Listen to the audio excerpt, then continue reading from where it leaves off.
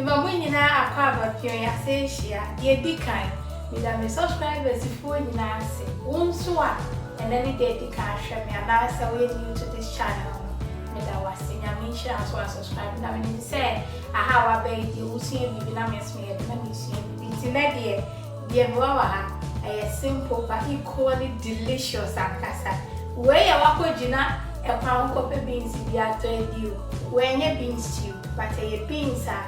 Minkola bring this one for Gina beans also, and that dear, me could and what dear Negoso.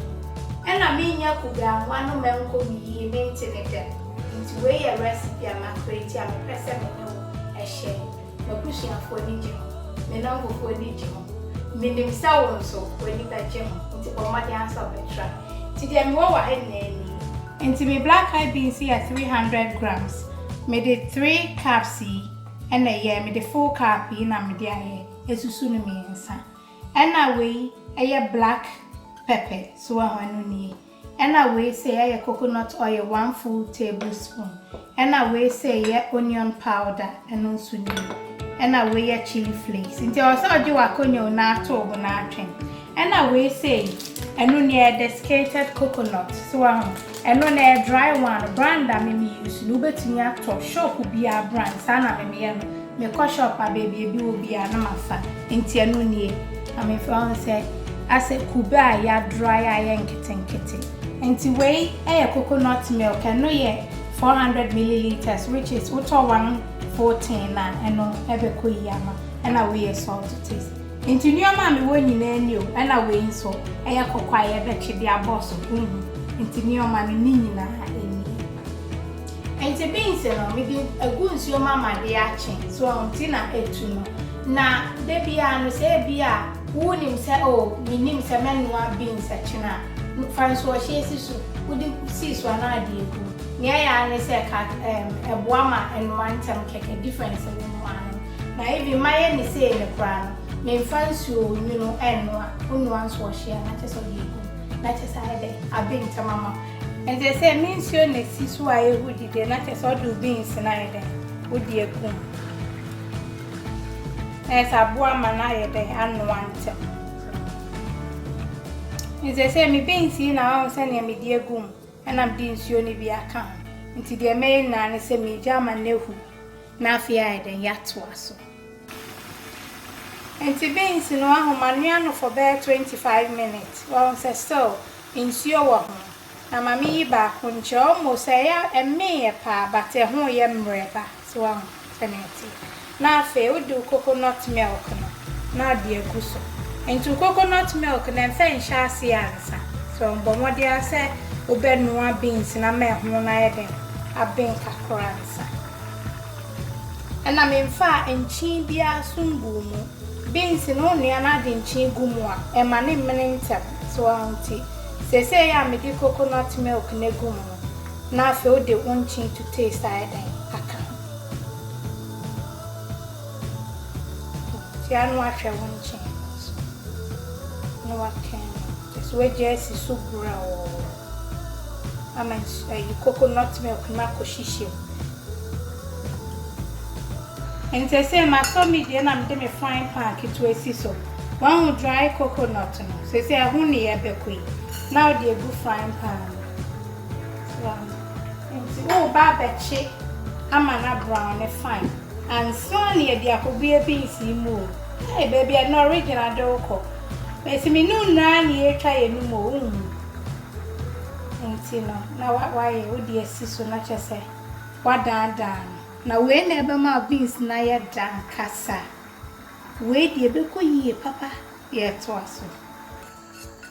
And to buy no machine good pan cassium, frying pan cassium, me no mono, and quantum woman. So now I what to swimming in a said by a baby lazy oils and a woman.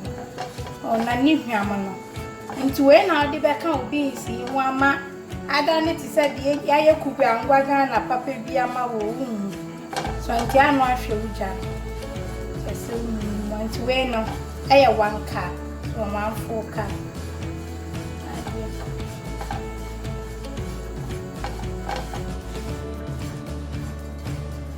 And to send a coconut now, so Na menye say e ma ni nye fitaa na mfengu because ye ni say na ehwa no dwai na afa wa behwie gu beans yi so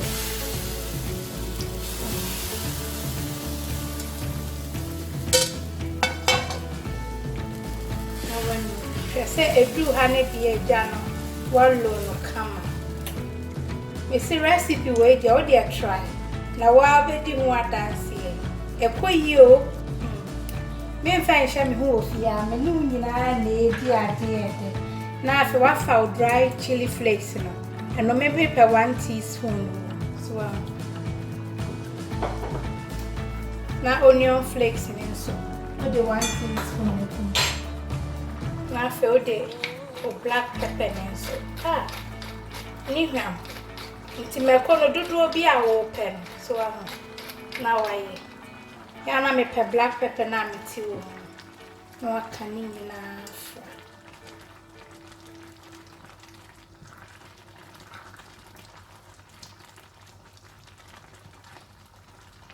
na fe baby e dress and say enche na binti no wo potato masha so na tapolia se mimi be yitu tapoli now the miemia beans ne so kakra se be ye bi be den e be peche egum na che se ama epi na ye te ti bi dia peche so kakra nye ni nyina o tintin kakra bi okay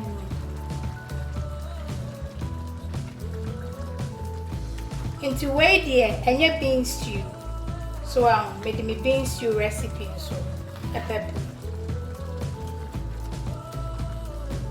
and say no me coconut oil 1 tablespoon afi na me dey too so a simple recipe but really tasty eda kasa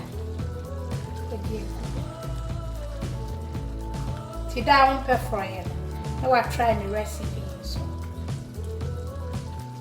enti ade a man fan ka ho ye me fa kan bia nka ho so a recipe we me fa kan bia ngum no ane bro ebe kama wo be kan wo mu a fegum ebe ye fine but we man fa kan bia but hwese na yete I am ready kama pray so I am ready and they say beans no e ya be ti mi ga me kokko no machi ni ya chi aso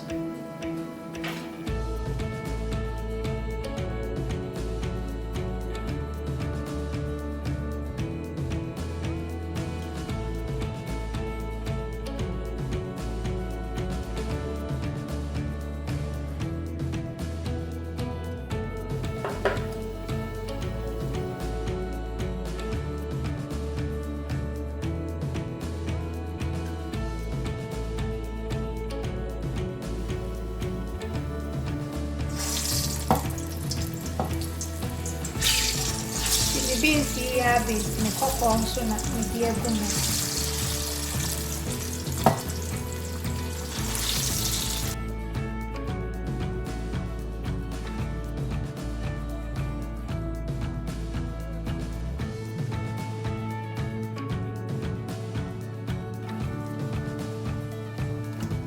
Okoyin so ni ewie yo ti e to aso se beans hwese ne ayo aye kama hey chai kama pa ti bomodi a try ti me deshe ni achi aso enti e beans na aye kama yo hwe aye fine na ne dem ogari ni so na me konso a ene ne kopa eni o ti no anso afa ogari kakra na dia pete so kama